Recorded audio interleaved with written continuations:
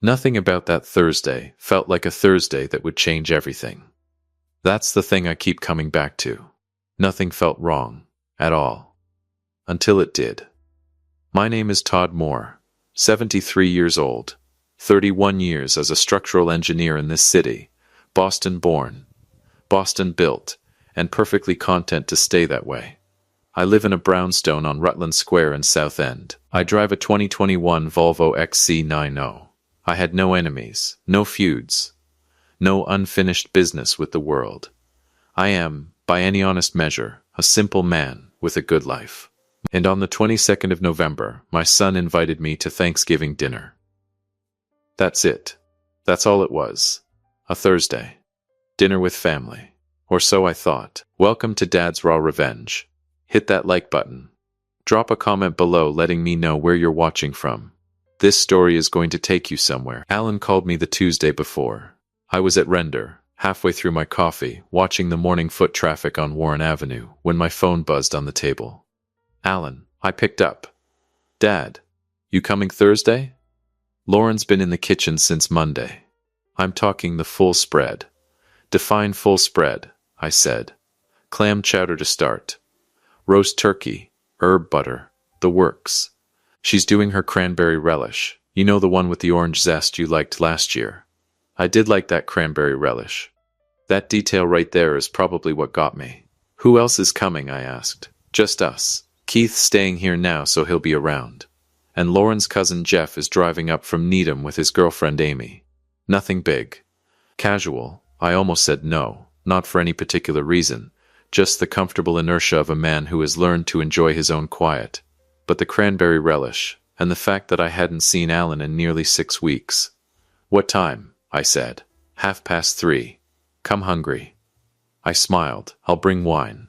I hung up, finished my coffee, and spent exactly 0 seconds thinking anything was wrong. That's the thing I want you to understand going in.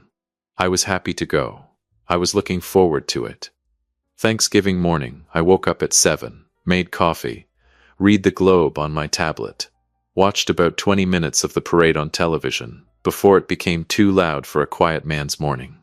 I showered, dressed, gray slacks, a white button-down, my charcoal overcoat, stopped at the wine shop on Tremont Street and picked up a bottle of Malbec and drove the Volvo up to Chestnut Hill Avenue feeling, if I'm being completely honest, content.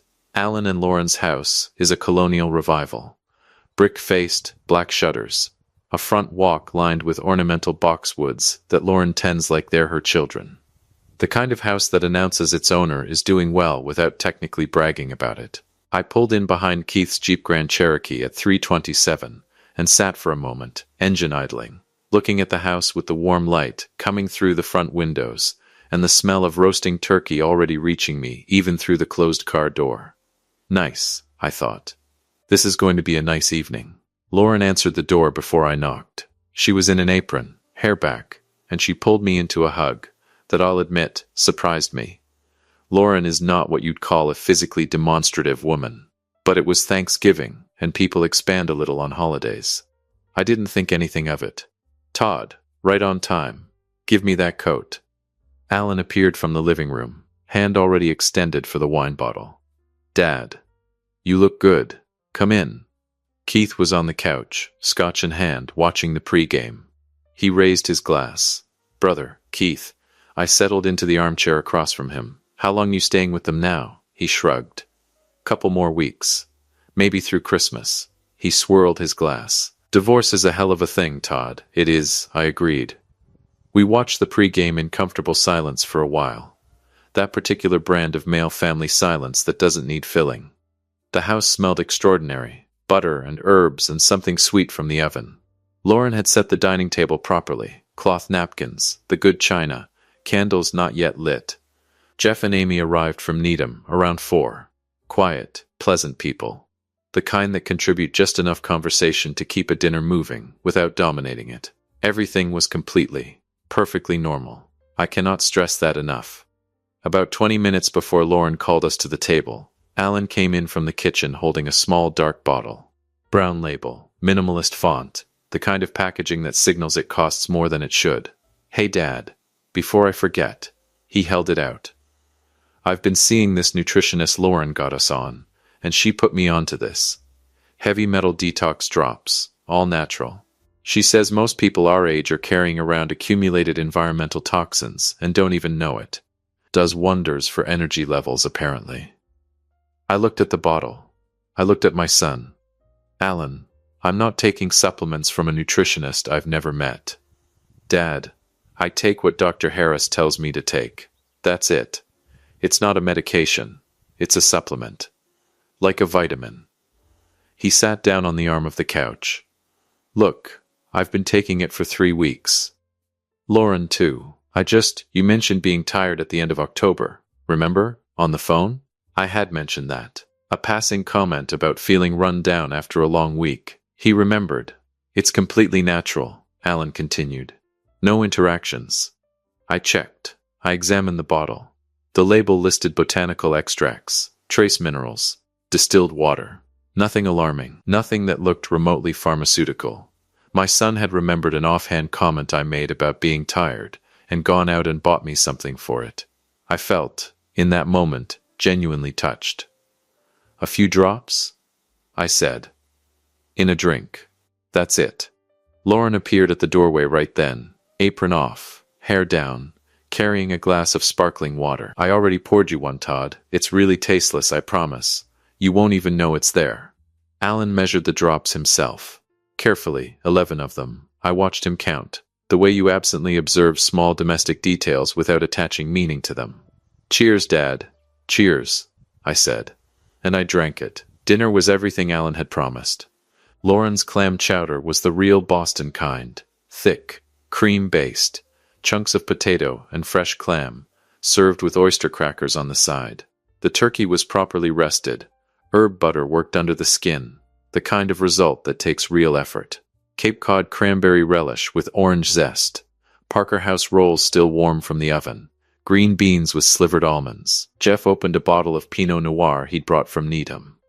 Amy complimented the table setting. Keith had a third scotch. It was, genuinely, a wonderful Thanksgiving dinner. The conversation moved the way good family dinners do. Sports, then real estate prices because you can't avoid it in Boston, then Keith telling a story about a fender bender on the Mass Pike that was considerably more entertaining in his telling than it had any right to be. Alan was relaxed. Lauren was warm. The candles were lit. I was happy. Midway through the main course, somewhere between the second roll and reaching for the cranberry dish, it arrived without announcement. My mouth went dry. Completely, suddenly dry, like someone had turned off a valve. I reached for my water glass and noticed, in a distant and confused way, that my hand felt slightly disconnected from the instruction I'd given it. A faint metallic taste moved across the back of my tongue. I set my fork down quietly. Took a breath. The room hadn't moved, but something in my equilibrium had shifted by a fraction. I felt warm. Then not warm. Am I getting sick? I genuinely, 100% thought I was coming down with something. A bug. Maybe the start of a winter cold. I'm 73. The body occasionally sends memos without explaining itself. You all right, Dad? Alan's voice, from across the table. Fine, I said. Just a little warm. I smiled. Lauren, this turkey is genuinely exceptional. She beamed. Thank you, Todd. I kept eating, kept talking. But the metallic taste persisted, and the subtle wrongness in my equilibrium didn't pass the way a head rush does. It just quietly deepened. Maybe some water will sort it. Excuse me a moment, I said, setting my napkin on the table. Going to grab some water from the kitchen. I can get it. Lauren half rose. Stay. Stay. Enjoy your dinner. I waved her back down. I know where the kitchen is. The kitchen was quiet and cool after the warmth of the dining room. I filled a glass and stood at the counter drinking it slowly, waiting for whatever this was to pass. The metallic taste didn't pass. I set the glass down and my hand, still not entirely cooperating, caught the edge of my napkin and sent it sliding off the counter. It drifted down and landed near the trash can, tucking into the narrow gap between the cabinet and the bin. I bent down to retrieve it, and I saw the blister pack. It was wedged in the shadow of that gap, torn, partially crumpled, pushed back far enough that you'd never see it standing upright. A corner of foil packaging with the clinical block lettering that belongs to prescription medication, not a kitchen.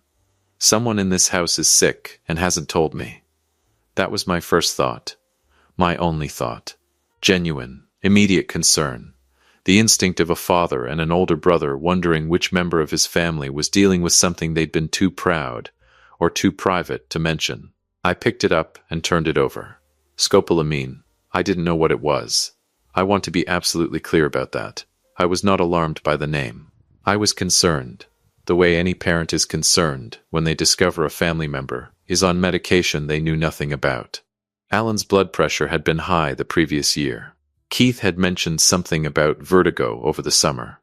I took out my phone to look it up, to understand what this person was dealing with, to know whether I should say something or leave it alone. I typed the name into the search bar. The results loaded. I read the first entry. Then I read it again. Scopolamine, contraindicated in elderly patients. Known effects include acute disorientation, profound short-term memory loss, temporary amnesia, and episodes of confusion that may present as early-stage dementia. The glass of water was still in my hand. From the dining room came the sound of Keith's laugh at something, loud and easy and completely normal, and the quiet underneath it of a family finishing Thanksgiving dinner. Elderly patients, memory loss, confusion that may present as dementia. I stood completely still in my son's kitchen and let the information arrange itself in front of me the way structural data arranges itself when you're looking at the load-bearing math of a building and something in the numbers doesn't add up. The drops. 11 drops. Carefully counted. Lauren already holding the glass. You mentioned being tired at the end of October, remember? No, it's not possible. The room tilted slightly, and I understood with a cold and horrible clarity that the tilt was not from a winter cold. It was not from wine. It was not from the warmth of a holiday table. It had been in my glass before I even sat down to eat. I stood at that kitchen sink with the water running and the blister pack in my trembling hand, and I felt my mind, my sharp, structured, 31-year engineering mind, begin to reach for the edges of a possibility so awful that every decent instinct I had was still trying to reject it.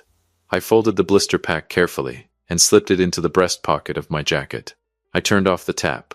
I picked up my water glass. I walked back to that dining room, sat down in my chair, smiled at my family, and reached for the cranberry relish. And I said nothing, because I didn't know yet. Not for certain. But something had changed in that kitchen that I couldn't change back. Before I left that night, Alan pressed 2 brand new, sealed bottles of the detox drops into my hands at the door. Take them every day, Dad. You'll feel so much better. I looked at my son's face, open, warm, smiling, and I searched it the way you search a blueprint for the flaw you pray isn't there. I will, I said. Thank you, Alan. I walked to the Volvo. I sat in the dark for a moment before starting the engine. Maybe it's nothing, I told myself. Maybe there's a perfectly reasonable explanation. I drove home to Southend and sat at my kitchen table and stared at that blister pack for a very long time. Then I picked up my phone. Not because I was certain, because I needed to be sure. Stay with me. Because what I found out, I wasn't ready for. There is a moment in every man's life when the ground beneath him shifts, and nothing, not one single thing, will ever look the same again. Mine came at 11:47 on a Friday night in November, sitting alone at my kitchen table in Southend, Boston. I hadn't touched the bottles. They were sitting right where I'd set them when I walked in, center of the kitchen table, under the overhead light, like 2 small exhibits in a case that hadn't been named yet. I'd been staring at them on and off for the better part of 2 hours, the blister pack unfolded flat beside them, my coffee gone completely cold. Scopolamine, I'd read everything Google had on it by that point. Medical databases, pharmacology references, a NIH paper on anticholinergic toxicity in geriatric patients that I read twice, even though half the terminology required a second tab to decode. I am an engineer. When something doesn't add up, I do not stop at the first explanation. I follow the load path all the way to the foundation. What I found did not have a good foundation. Scopolamine was not a supplement. It was not a wellness product. It was a prescription-controlled substance with a narrow therapeutic window, used in very specific, very monitored medical contexts. Patches for motion sickness. Pre-surgical sedation. What it was not was an ingredient in an all-natural detox supplement, handed to a 73-year-old man over Thanksgiving dinner. But maybe there's an explanation. The reasonable part of me kept saying. Maybe it's a contaminated batch. Maybe it's a mislabeled product. Maybe whoever dropped that blister pack has a legitimate prescription, and this is all a terrible coincidence. I wanted that to be true. I want you to understand that. I am a father. I wanted there to be an innocent explanation more than I have ever wanted anything. But the engineer in me kept returning to one detail I couldn't explain away. 11 drops, carefully counted. Lauren already holding the glass. I picked up my phone. Erin Moore lives in Philadelphia, Pennsylvania. She is 29 years old and a practicing attorney, sharp as a surgical instrument and twice as precise. She left Boston 5 years ago, after a bitter, irreparable falling out with Alan over their grandmother's jewelry. A dispute I now believe Alan manufactured from start to finish to remove the one person in this family who would never be fooled by him. At the time I hadn't seen it that way. At the time I'd stood in Alan's driveway watching Erin's taillights disappear down Chestnut Hill Avenue, and told myself it was just siblings being siblings. I had been wrong about that. I had been wrong about a lot of things. Erin and I had maintained our relationship quietly. Phone calls, visits when Alan wasn't involved, a careful navigation around the fracture in the family. She never asked me to choose. I never made her feel like she'd lost. But calling her at midnight about her brother felt like crossing a line I couldn't uncross. I crossed it anyway. She picked up on the second ring. Dad? Instantly alert. Erin does not do groggy. It's almost midnight. What's wrong? I need you to listen to me, I said, all the way through. Don't interrupt until I'm done. A beat. Okay, I told her everything. The call from Alan on Tuesday. The dinner. The drops. Alan measuring 11 of them carefully into a glass Lauren had already poured. The way it hit me mid-meal. The dry mouth. The metallic taste. The room tilting in a way that had nothing to do with wine. The napkin falling. The gap between the cabinet and the bin. The blister pack. The Google search at the kitchen sink with the tap running. I told her about the 2 sealed bottles Alan pressed into my hands at the door with a smile. Take them every day, Dad. I talked for 11 minutes straight. Erin told me later she timed it. When I finished, the line went completely quiet, long enough that I checked the screen to see if the call had dropped. Erin, I'm here. Her voice had changed. The midnight alertness had shifted into something else entirely, a stillness I recognized. I'd heard it once before when she was 16 and discovered her high school principal falsifying attendance records for failing athletes. She'd dismantled the man so methodically he resigned before the school board had finished reading her documentation. That stillness. That gear change. Don't touch the bottles, she said. I'm not touching them. Sealed? Both of them. Factory sealed. The blister pack. You have it? Right here in front of me. Good, I heard her moving. Philadelphia. 210 miles south, and I could picture her exactly. Up, barefoot, laptop already open on her kitchen counter. I need you to overnight everything to me first thing tomorrow morning. The blister pack, and both sealed bottles. FedEx, not USPS. There's a location on Boylston Street. Erin, it's the Friday after Thanksgiving. FedEx hubs run through holiday weekends. They open at 8. A pause. Pay cash. And Dad, don't put your name on the return address. Don't put your name on the return address. That sentence landed differently than the others, because that wasn't a daughter being careful. That was an attorney treating this as evidence. What are you thinking? I asked, though part of me already knew I didn't want the full answer yet. I'm thinking I need to know what's actually in those bottles before either of us says another word. Her voice was controlled. Precise. Can you do what I'm asking? Yes. Get some sleep. I'll call you at 7. She called at 6:52. I drove to the FedEx on Boylston Street at 8:15 the next morning. Cold, flat November light. The public garden across the way was stripped bare, the swan boats long since put away for winter, The path's empty except for a man walking a retriever, and a woman in a red coat moving fast with her head down. Boston in late November is a specific kind of lonely beautiful, all gray sky and bare branches, and the kind of cold that doesn't negotiate. I had the blister pack sealed in a Ziploc bag. Both bottles wrapped separately in paper towels, padded envelope, taped securely. For the return address I used my neighbor Frank DeLuca, a retired postal worker on Rutland Square who owed me a favor from a contractor dispute I'd helped him navigate 3 years back. Frank didn't ask questions. Good man. I paid cash. I watched the envelope go behind the counter. Walking back to the Volvo, I stopped on the sidewalk for a moment, hands in my coat pockets, and looked up at that pewter sky. What am I doing? What is this?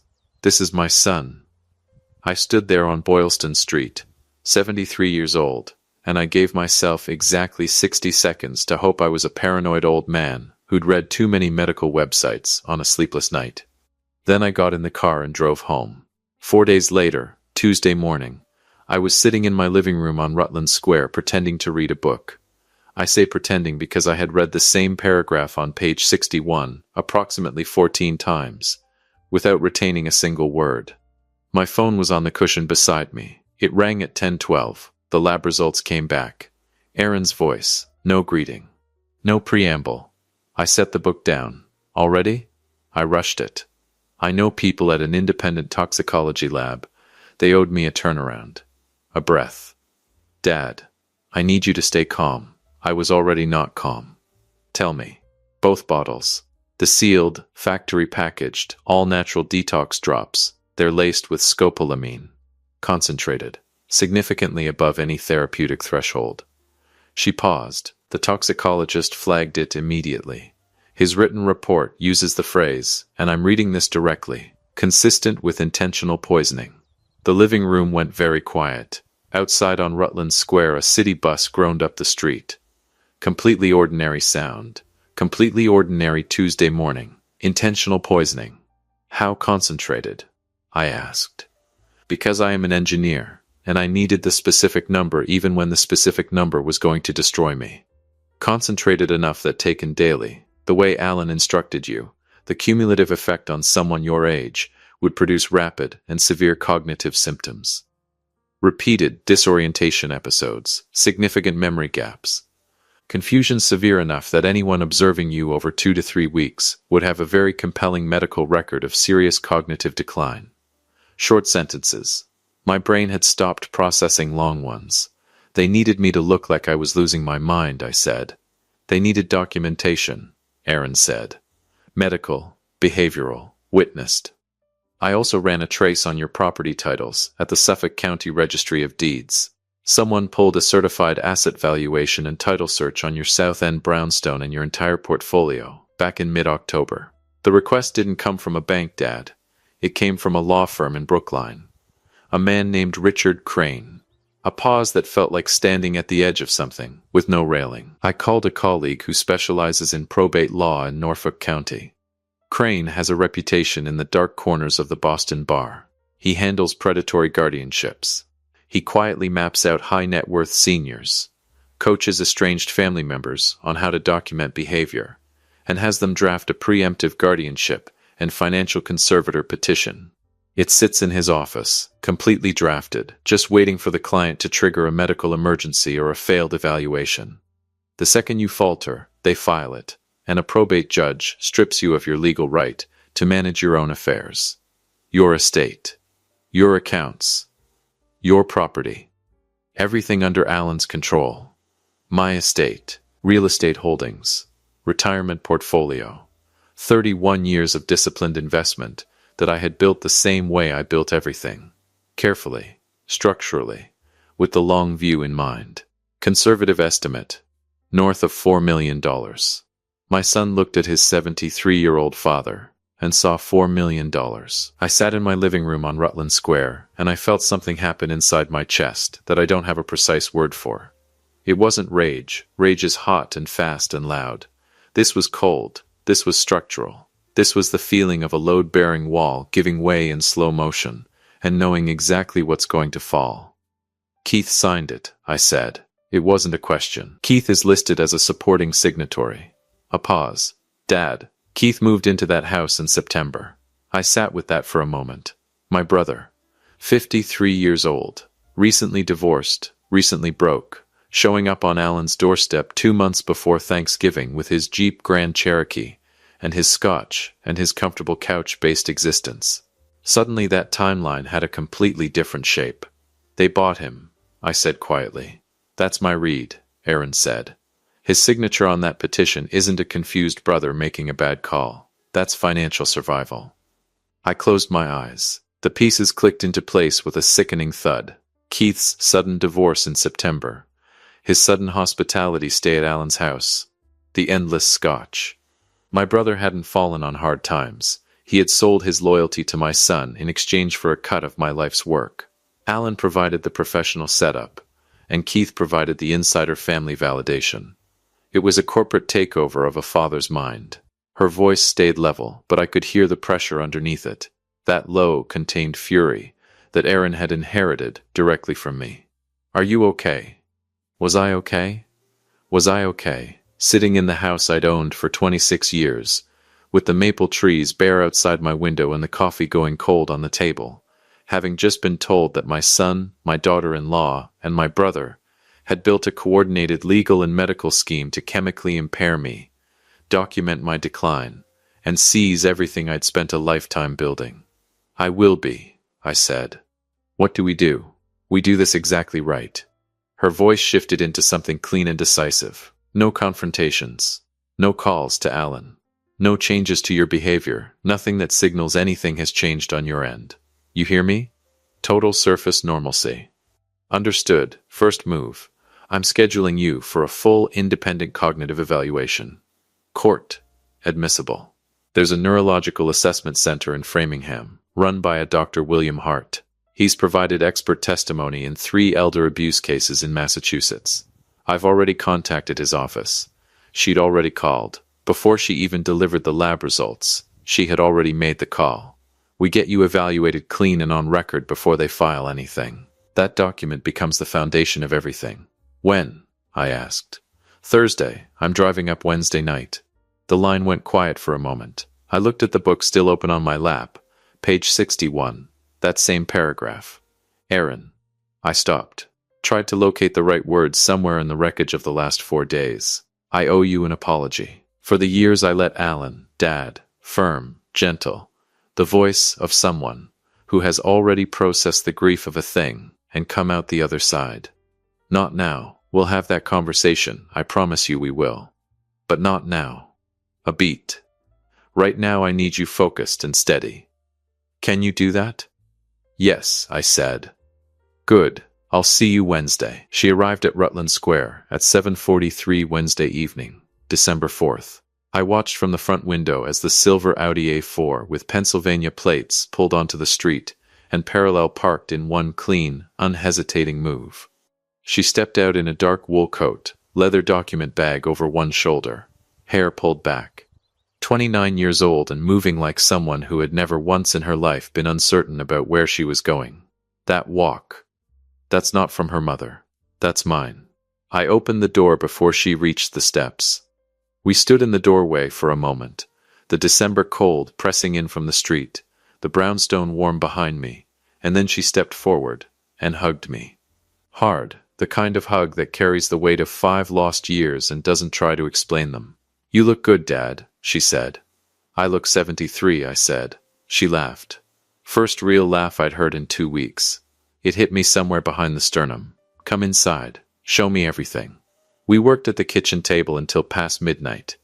Aaron laid it out in order. The toxicology report. The legal filings her network had surfaced on Richard Crane. The financial trail connecting Alan's guardianship petition to the estate valuation documents Crane had quietly commissioned.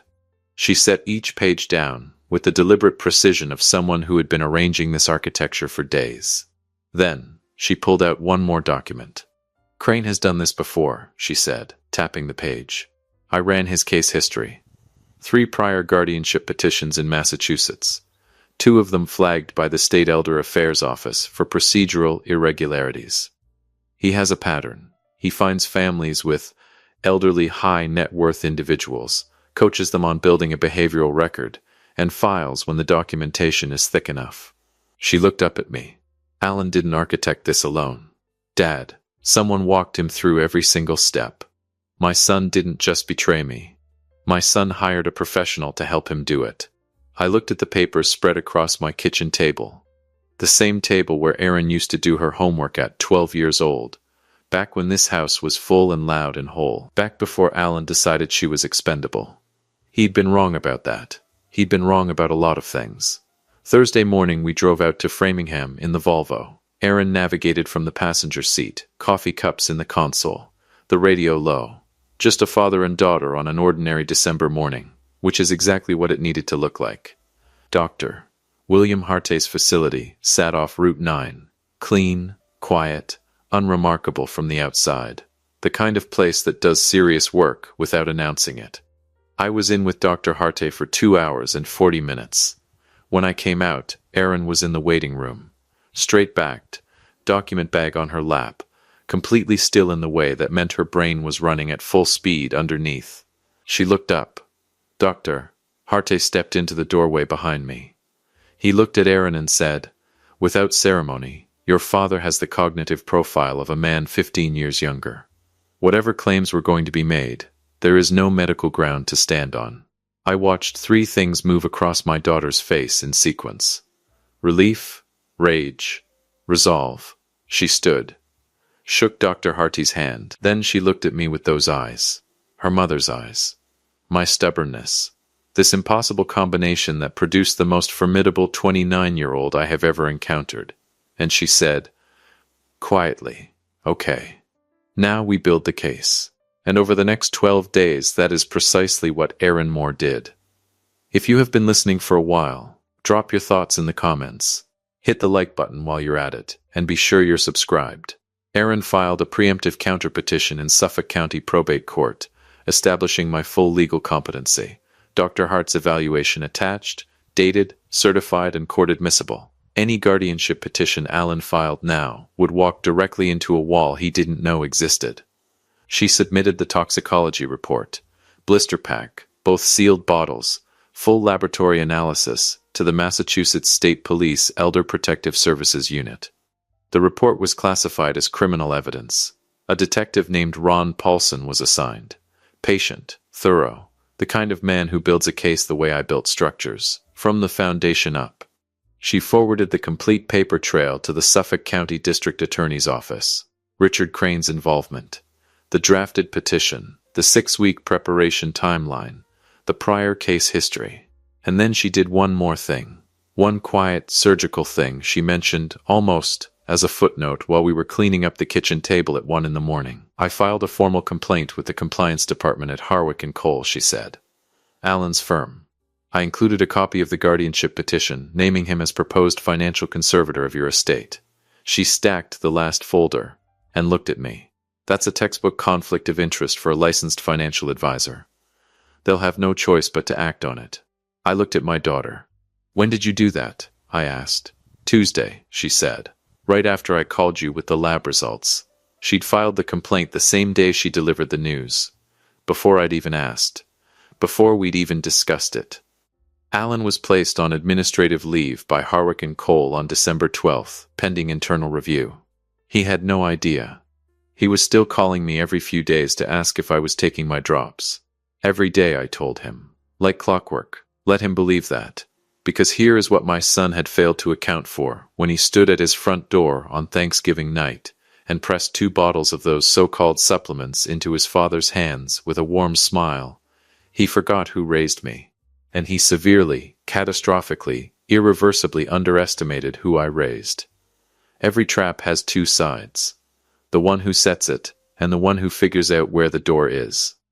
That morning of December 16th, I woke at 5:45. Made coffee. I stood at my kitchen window and looked out at that gray Boston sky for a long time. Today was the day. Erin was already awake when I came downstairs.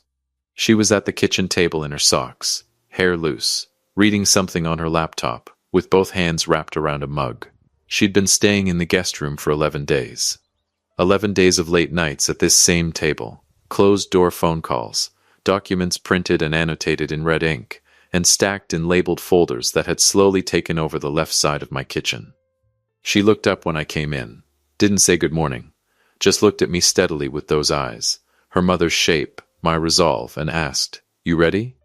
I poured my coffee, sat down across from her. "More than ready," I said. "We move on the 16th, she said. "I'll call Paulson tonight." The trap Erin had built over those 12 days was a masterclass in structural engineering. She hadn't just built a legal defense, she had laid a criminal landmine. The competency certs from Dr. Hart were sealed and logged with the court. Detective Paulson's criminal case file was signed off by the DA. The net was fully woven, we just needed them all in one room to pull the cord. The plan itself was simple.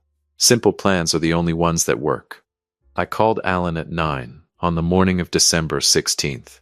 I told him I needed to sit down with the family about some estate paperwork, that my attorney had flagged some items that needed to be addressed in person before the end of the year. I kept my voice slightly uneven, slightly halting.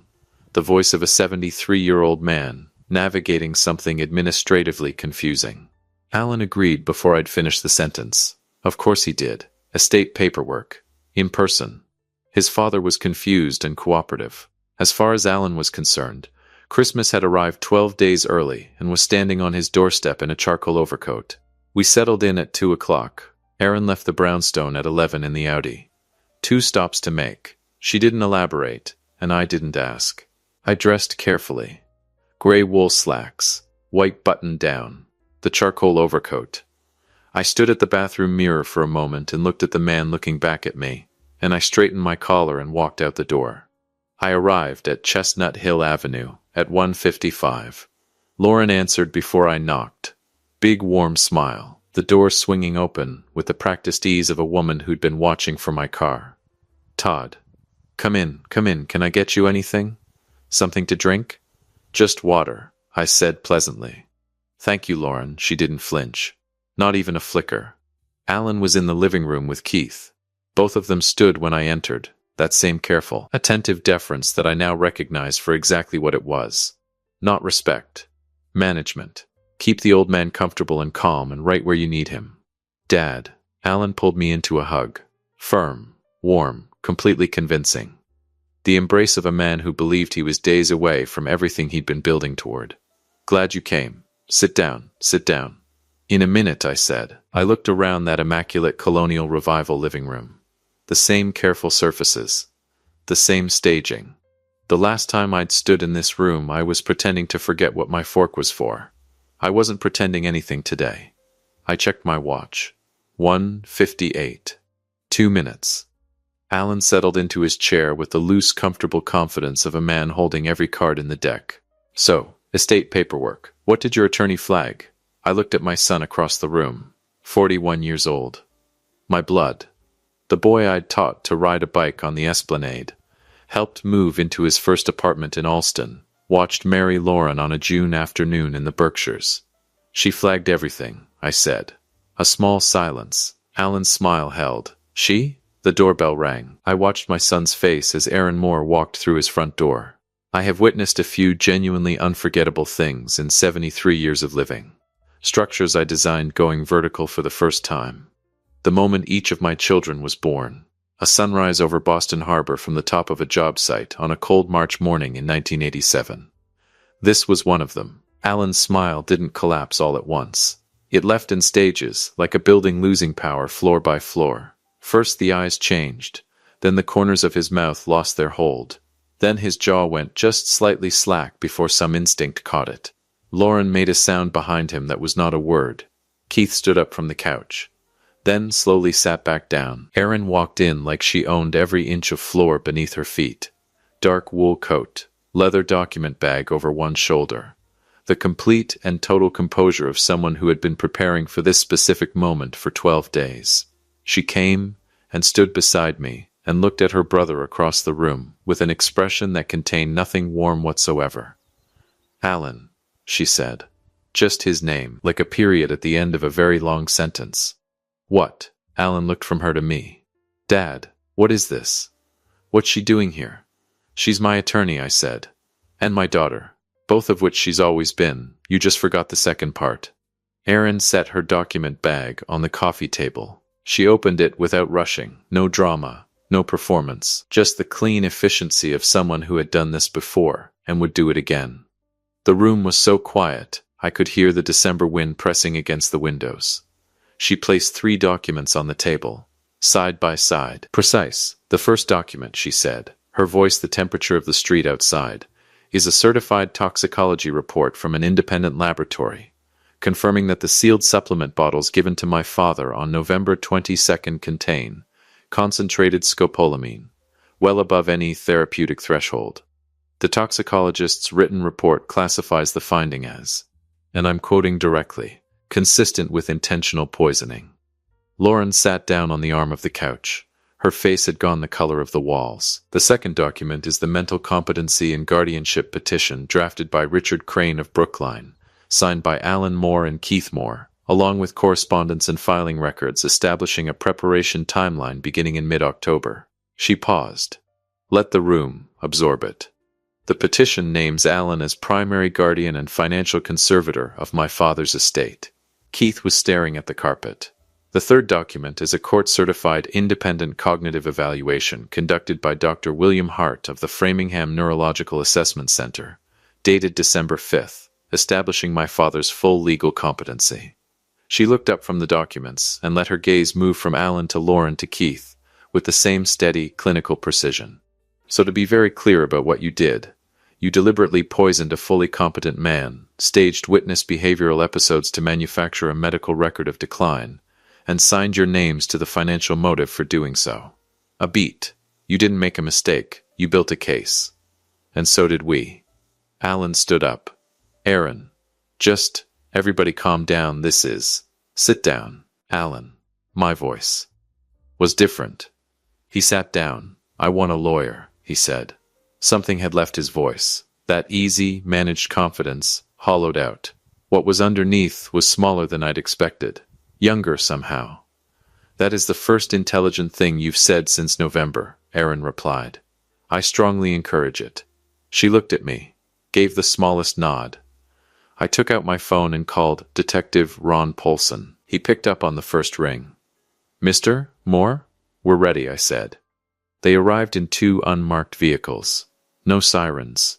No theatrical entrance. Just 4 detectives, and the quiet, procedural efficiency of people who understood that understatement was more devastating than spectacle. Detective Paulson was a heavy-set man in his mid-50s, gray mustache, the unhurried manner of someone who had done this enough times to know that rushing it cheapens it. He introduced himself at the door, showed credentials, and walked into that immaculate living room like he had all the time in the world.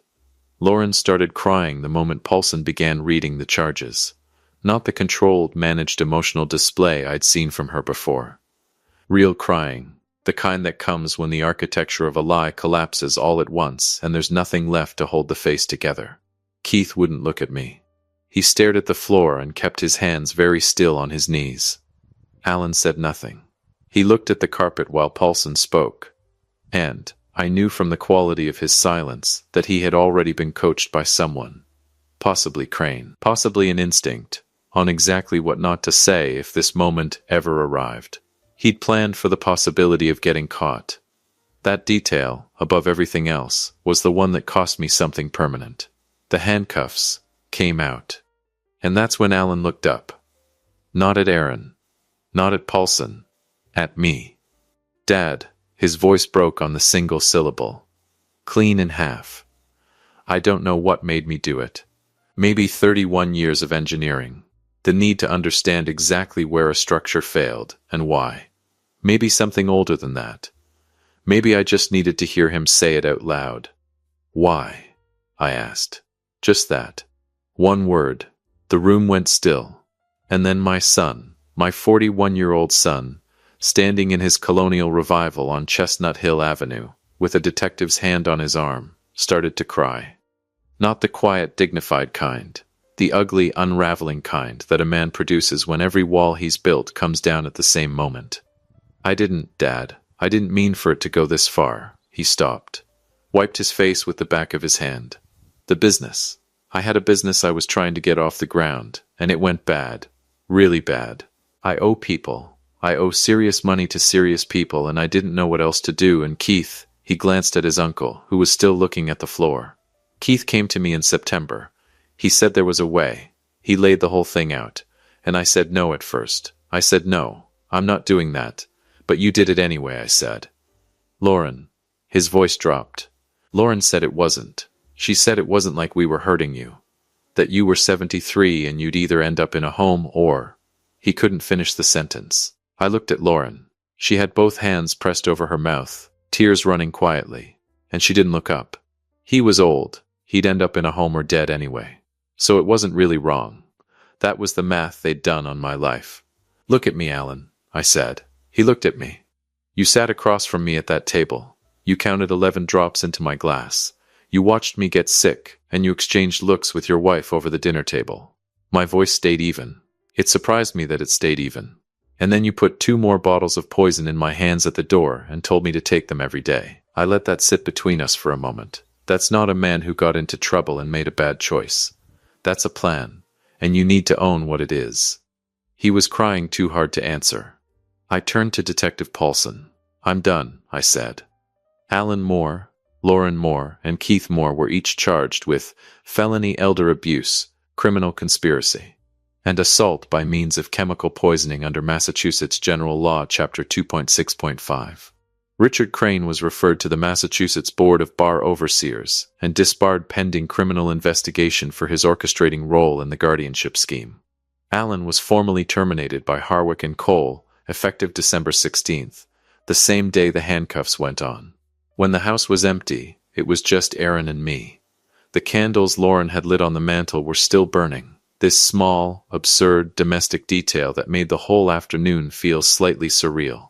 The good china was visible through the dining room doorway. Lauren had apparently been preparing for a dinner that was never going to happen.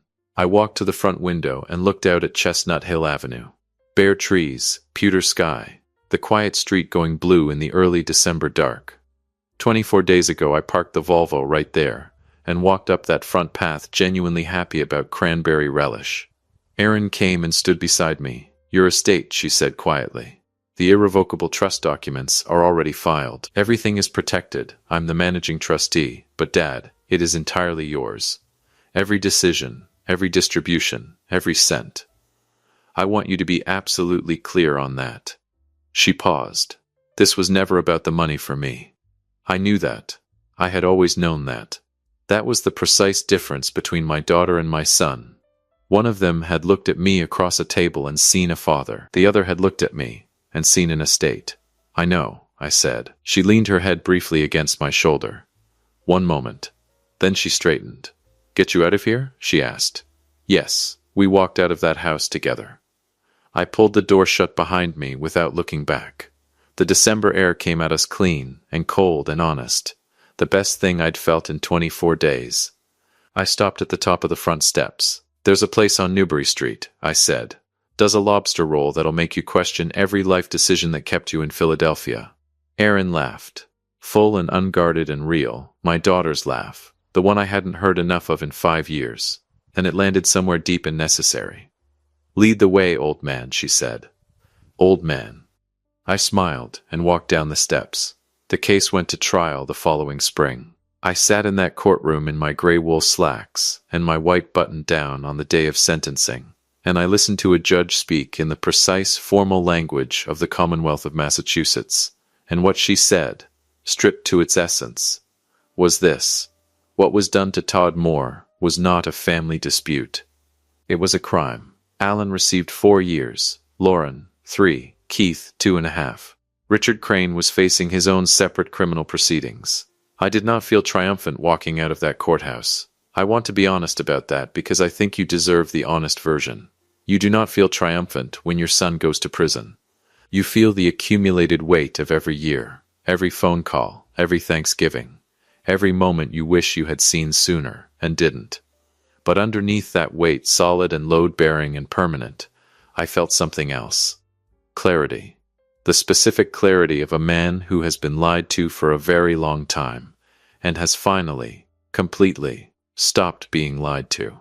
The feeling of a fever breaking, of a winter ending, of putting down something heavy you carried so long you forgot it wasn't supposed to be yours to carry. If this story found you, share it with someone.